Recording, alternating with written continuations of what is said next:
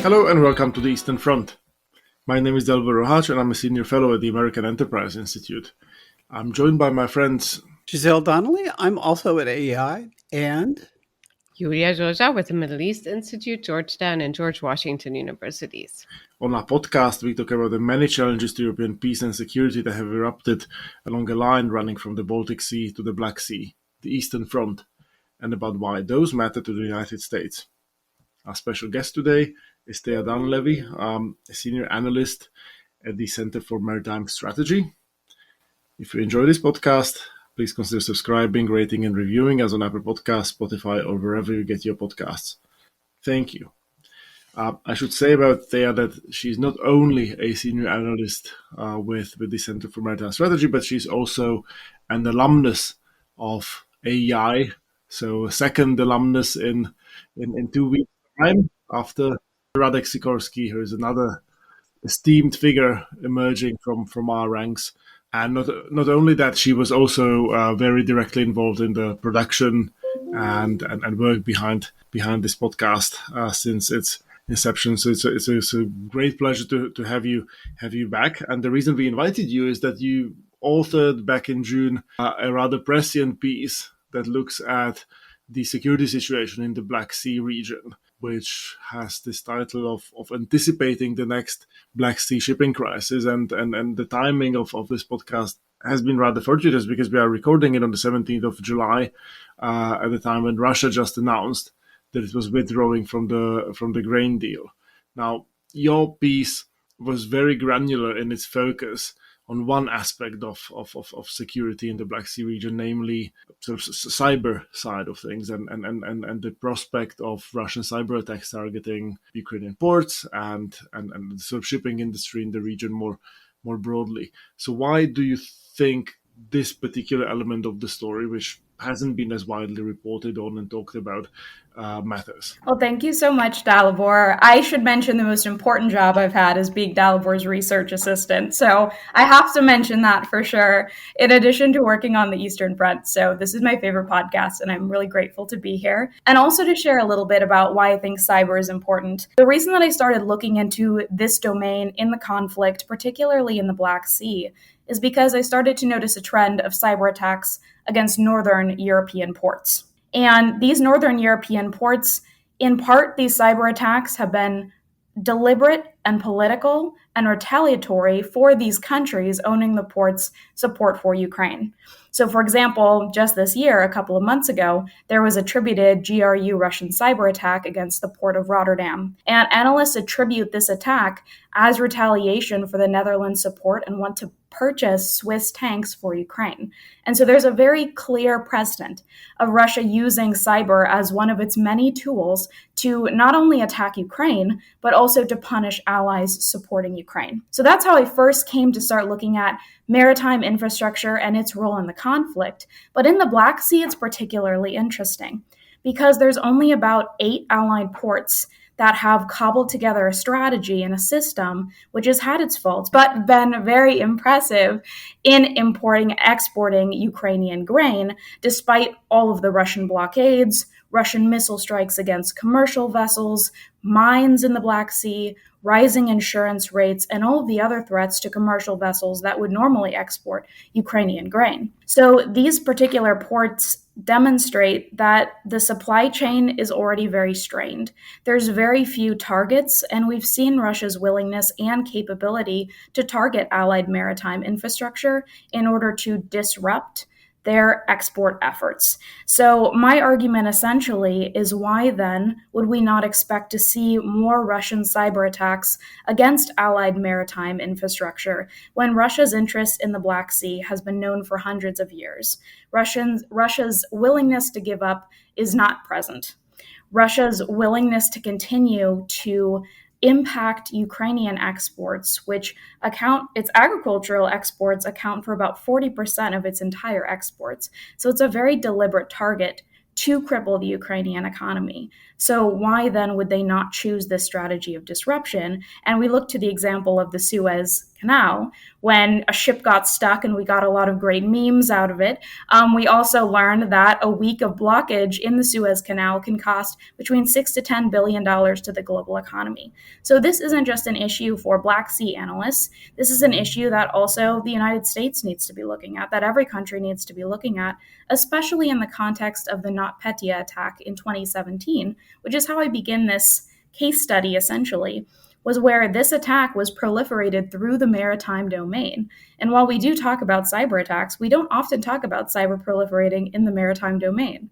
And so that's really my focus here, is to remember the lessons of NotPetya in 2017 and to find ways, looking at existing models, such as the Port of Los Angeles, which has a really impressive intelligence sharing unit, how we could look at those kinds of examples for strengthening cybersecurity and resilience, therefore supply chains resilience, and also just security in the Black Sea generally. To look to some of those examples to see how we can support Ukrainian allies through strengthening cybersecurity.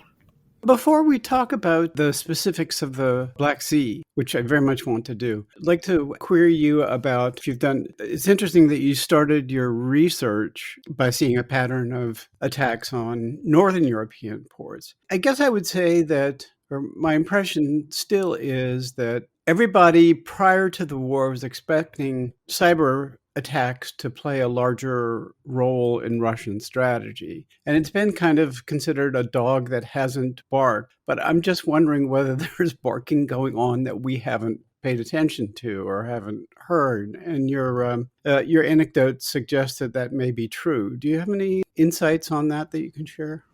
Yes, I think we can be grateful that it is the dog that hasn't barked in the same way that we've expected. But at the same time, if we look at these trends, we see direct attribution to Russian GRU agents.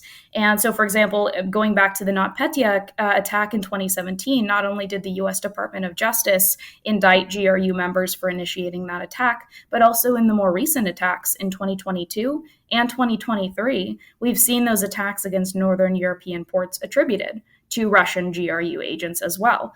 And it's not only governments that are coming out and saying this, but also the cyber experts like Microsoft, which are doing independent research and verifying.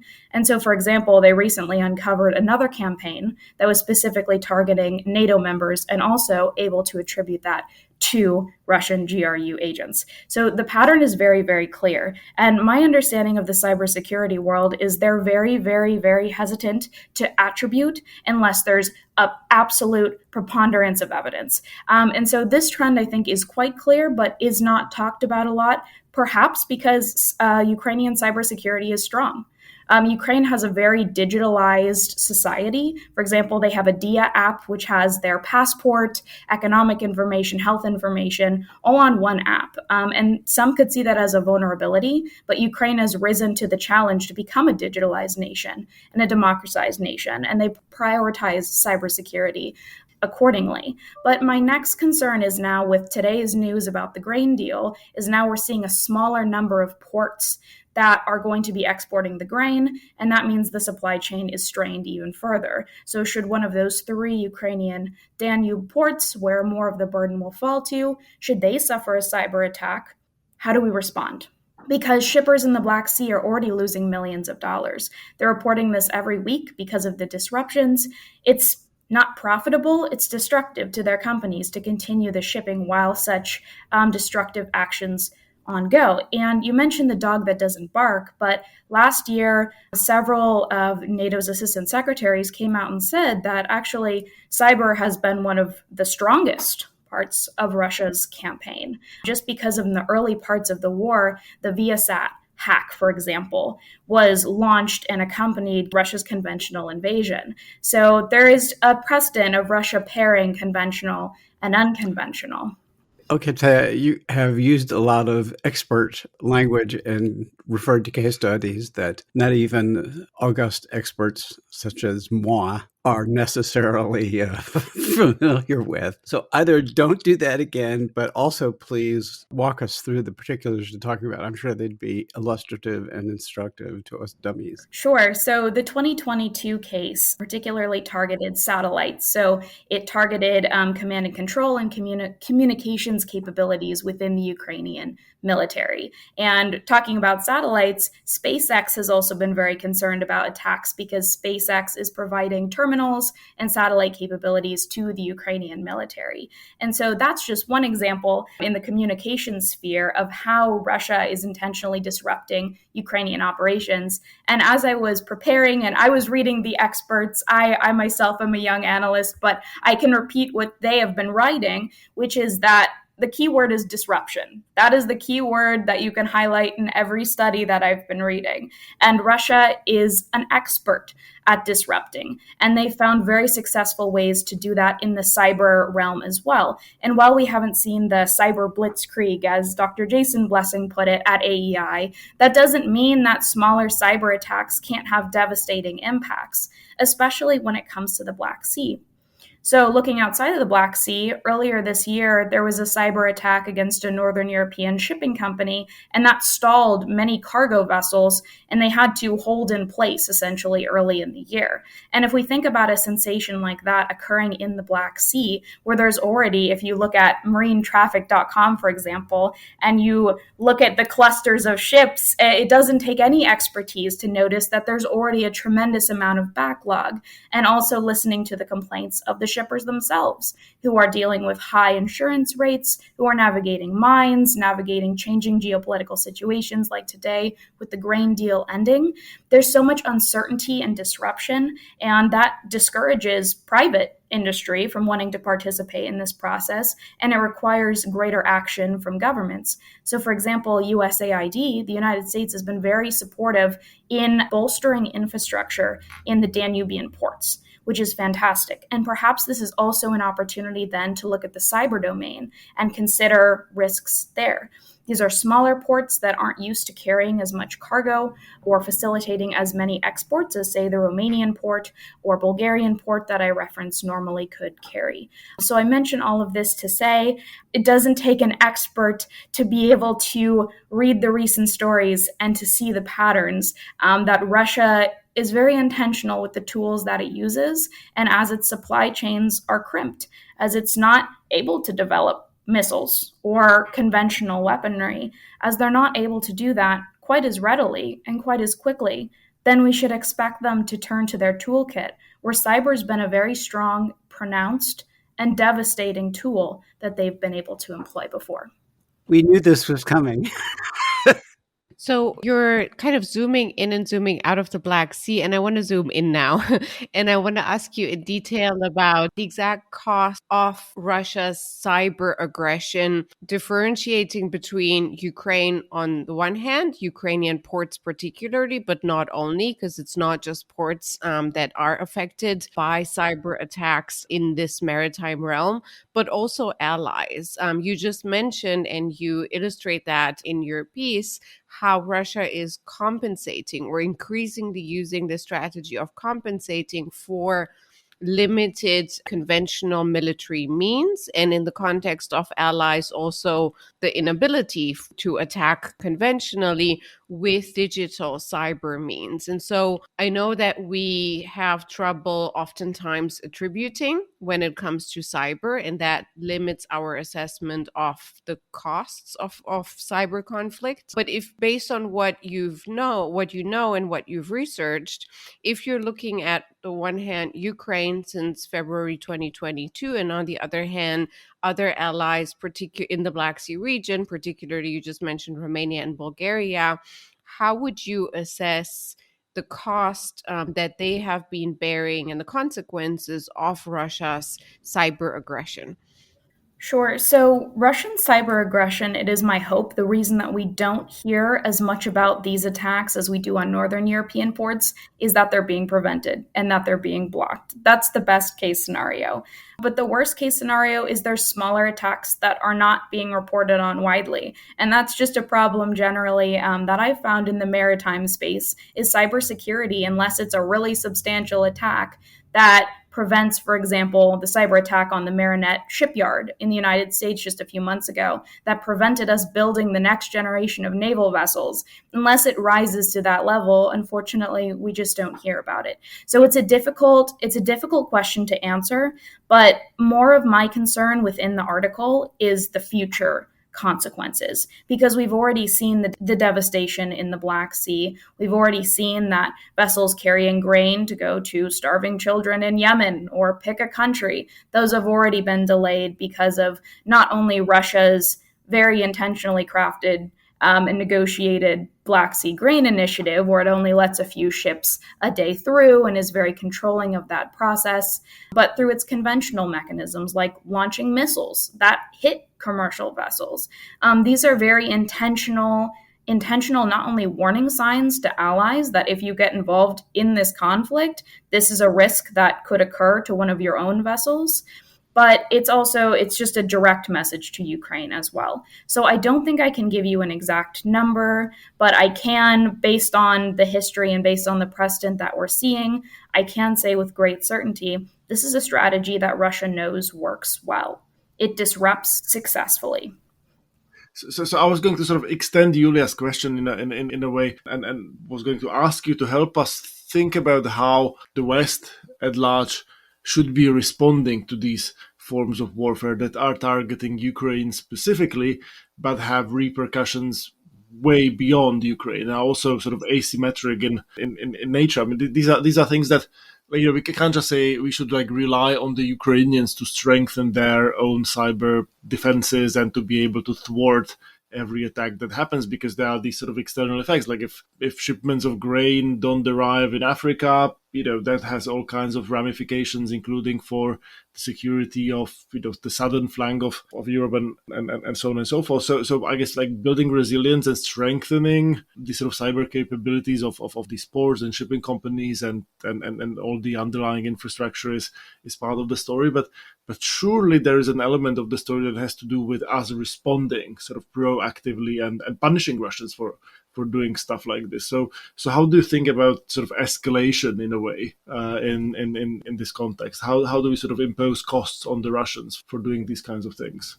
Well, I'm very glad that we abide by the laws of war and we will not, in tit-for-tat fashion, launch a missile at one of their commercial vessels, which is how Russia tends to play the game. But I think more of the emphasis of my article would be on prevention. And one way of doing that is through entering into intelligence sharing agreements, which several of these countries, these Black Sea nations, already have intelligence sharing agreements with maybe one of the other, maybe 2 to 3, but there's not one that includes all of the Black Sea allied nations. And I think this is really important, even if you look to countries like Turkey or maybe Bulgaria that get a bit more flack in NATO for being a bit more on Russia's side. Even so, they've been recipients of cyber attacks against their own maritime infrastructure in the past, which is documented, and they're able to share intelligence with Ukraine, other allied nations. That would be important. Another thing that we can consider is coordination with northern European ports. So, for example, after the attack on Rotterdam, the port of Rotterdam, which I mentioned, which is believed to be retaliation by the GRU against the Netherlands wanting to send Swiss tanks to Ukraine, they actually considered this information sharing model of the Port of Los Angeles, which reportedly defends against 30 million cyber attacks every single month. So if we could look to a really effective model, that would be it. And it coordinates among the various companies and various operators in the port. So there's a couple of options here. There's room for coordination across the Atlantic. There's room for coordination with United States cybersecurity experts who operate at American ports. There's operation to coordinate with northern European ports, which have already suffered attacks from Russian GRU. And this intelligence is really important because, for example, the NotPetya attack was launched in part using tools leaked from the NSA. So the information that is shared between countries is extremely impactful. It's not just a talking point to say that countries should work together stronger. But given the escalation and the increasing number of these attacks, it wouldn't be imposing a cost to share intelligence, but it would be a very effective way of making sure that all countries are aware of the current tools that are being used by the Russian government and by third-party affiliates. When it comes to costs, I think that might require a bit of a more unified strategy. And if I may, we're about 17 days overdue for a Black Sea strategy. And so that would require coordination among allies to discuss what those costs would look like. I don't think I can outline them unless we have a strategy that outlines the ways, ends, means of what are the objectives, what are the tools that allied nations have that they can provide. Without that kind of framework, I think it'd be very difficult to assess what kind of one-off penalties we could apply. Let me ask you one more thing about cyber Black Sea, but also at the NATO level. So from what I understood last year when the full-scale invasion started, there were only 2 or so NATO countries that had a legal framework that would enable something called offensive measures in response to attributed cyber attacks against them. So say the Russian GRU attacks a NATO member directly, and the NATO member can attribute that through cyber attacks, right? So it's been only at the moment of the full-scale invasion, only a few countries that were able to respond with offensive cyber attack measures based on such an attribution. And that created a major vulnerability because we now know that, and you detail that too, that before and after the full-scale invasion, it's been kind of a strategy of direct cyber attacks from Russia, and probably more attribution than we know at the public level. So now zooming into the Black Sea, a few months ago, last year, Romania had created and modified its cybersecurity strategy. And just a few weeks ago, a general from the intelligence community, active, went publicly to do an interview with one of the most direct language I've ever seen coming out of that specific realm and country, saying we now have in place these retaliatory legal framework measures, and watch for us, Russia and China. He names them for the first time. If you try to screw with us, we will come for you. And so this was a big shock in kind of the regional community. Can you make sense of that? How necessary is that? How useful is that going forward in terms of creating the cooperation that you're referring to, but also in terms of creating deterrence in the cyber realm to prevent further cyber attacks from, for instance, Russia against NATO countries? That's exactly the word that came to mind when you were speaking, was deterrence. The value of such a public statement like that, where such operations honestly might be kept closer to the chests of the countries that are considering these offensive actions, is very intentionally designed to signal to Russia Romania's capabilities and willingness to strike back. The United States as well during the war has been willing to strike back, and we've seen reports of various cyber attacks on Russian entities. And so I think that's important that Romania is joining in the fight very vocally with the United States, with other allied countries, and showing its capabilities, because Russia shows no reservation in using offensive cyber capabilities against civilian infrastructure. And so I think that's something that will be interesting to watch, is to see the future of essentially response or retaliation or cyber warfare against Russian entities, and what kinds of entities are targeted. In the case of Russia, they'll very intentionally target civilian maritime infrastructure. In the case of the Romanian military, it might look a little bit different. It might be something like the Viasat attack in 2022 that targets more of the command and control and communications operations. I can't tell you what their plans are, but I definitely agree with you that deterrence is the main objective of a statement like that, and showing willingness to defend. And it also elevates the importance of the cyber battlefield in the Black Sea, which at the beginning was mentioned. That's not a conversation that's held very widely. So, for example, I was at a think tank event about the Black Sea last week, and cyber's never mentioned at these types of events. And I think rightly so. Yulia, you're bringing cyber into the conversation by mentioning that this is one of the tools of the Romanian government. So really my takeaway there would just be its deterrent value. I'd like to try to deconstruct this situation in regards to traditional definitions that govern the conduct of warfare. It does seem to me, it is certainly the case that the periodic missile attacks that the Russians conduct, even not only on Ukrainian shipping, or, I mean, I don't really even have the list, but I do remember there was a Turkish vessel that was hit some time ago. Those seem to me to be unquestionably acts of war. And indeed, even these cyber attacks, in that they are elements of what is a blockade, and now we see the blockade being renewed. I mean, that fits the traditional definition of acts of war from time immemorial. So my question, and maybe this goes to, I'd be interested in your take about what the Black Sea strategy should be, and also like where the heck is it in the bureaucratic process and why is it delayed? But you can understand the reluctance to expand combat to a certain degree, but the failure to understand what the Russian intent is and what the Russian purposes are, and to sort of segregate the cyber realm from other means of warfare seemed to me to be a dangerous specificity, even an error. So how come we can't see this as a pretty traditional act of war? My guess on that, well, first of all, I'll have to defer your question to Secretary Blinken about where's the Black Sea strategy, because he said it was coming in June.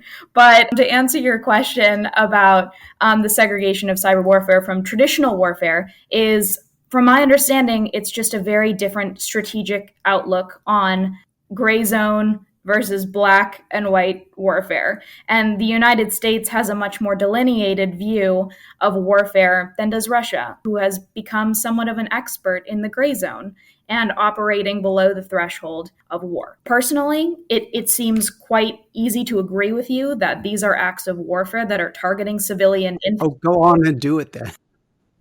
Well, I can't tell you anything except this is just part of the Russian playbook that since the beginning of the war, they've targeted civilian infrastructure. And so far, the United States seems to still want to abide by the rules of warfare, as do our allied nations, which is something that we should celebrate, is that we're not seeing retaliatory attacks in a similar fashion, but rather these are responses that we're going to have to formulate to Russian hybrid warfare and gray zone warfare, which from my understanding has been a struggle for decades, is trying to figure out how to respond appropriately to hybrid threats. And for example, there's been a lot of discussion about subsea warfare and targeting critical infrastructure, for example. And what do we do when we see a Russian vessel that's sniffing around a little bit too closely to subsea cables off the coast of Ireland? Or if we see Chinese vessels that accidentally hit some subsea cables and disconnect Taiwan from the internet, how on earth does the United States respond to that? That is a huge question that I don't have the answer to.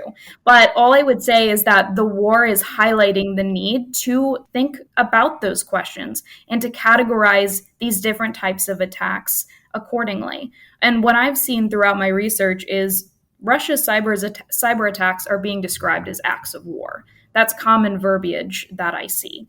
How the United States internalizes and responds to those acts, that's something that's probably classified and I couldn't tell you or know, but it is just a case study of where the United States does need a Black Sea strategy that is comprehensive in considering all of the various interests in the Black Sea, in addition to considering Russia's interests in the Black Sea, to where we can begin to think about and focus on those various threats and organize resources accordingly to respond to them. Can we at least say that, considering the continuing nature of Russia's cyber attacks, that our deterrent efforts have been not fully successful?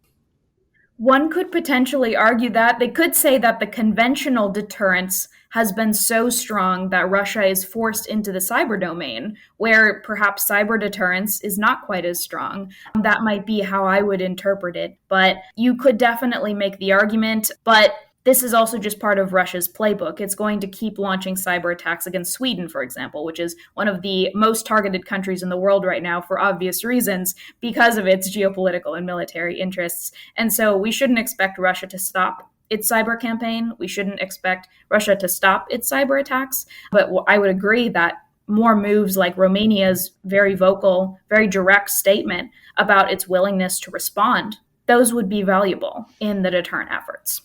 I want to move also to or ask you one thing in the conventional domain. You keep mentioning the Danube, and that's kind of a subdomain of the Black Sea that so far we haven't focused on at all. But I know that in your article and beyond that with the research that you're doing, you are looking at maritime security from that angle as well. And Ukraine is on the Danube, at least the Danube Delta, with significant ports. Romania has major capacity and has been using its ports in the Danube and on the Black Sea to ship Ukrainian grain throughout the last 1.5 years. Bulgaria also has access there and is increasingly looking at this. So if we're looking from sort of the conventional maritime perspective at the Danube and the Danube Delta, to what extent does it make sense for you beyond the digital, again, in the conventional area, to look at commercial expansion, major investments that are increasingly being discussed, partially also being implemented, particularly around Romania, but also the idea of building more of a military presence in the Danube, and particularly the Danube Delta,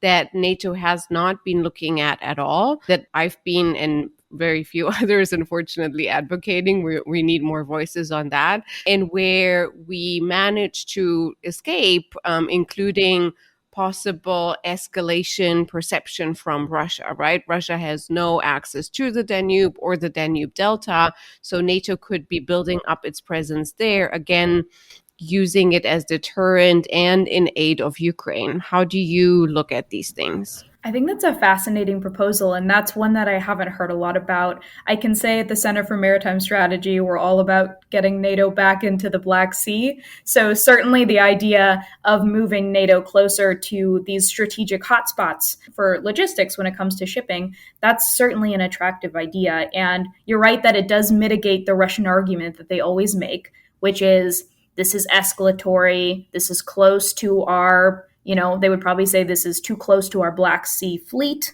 For example, they already make these complaints about NATO forces in the Mediterranean, constantly saying that this is escalatory, even though Russia has moved nuclear hypersonic assets into the Mediterranean, obviously, is the escalator in this capacity. When it comes to the Danube, that's an attractive idea.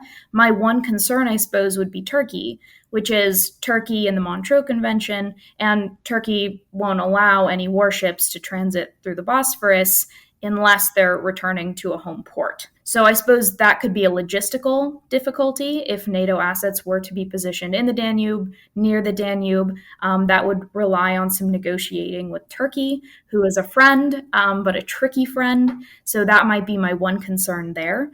But otherwise, I think it's a fantastic idea when it comes to defending critical infrastructure. This is critical infrastructure, and Ukraine cannot exist as a nation if it's not a maritime nation. If it loses all of its access to its ports, it cannot function. This is a 40% of its economy kind of question. This is a huge question for Ukraine. The idea of positioning NATO vessels there, though, when Ukraine is not yet a member of NATO, that's also a complicating factor that I imagine might make NATO allied countries a bit nervous, perhaps even Turkey, especially Turkey or others. But I still do think it's a very attractive idea. If I may just quiz you a little bit about the politics of all this, because obviously Ukraine has been the principal target of this and has been the main victim of this.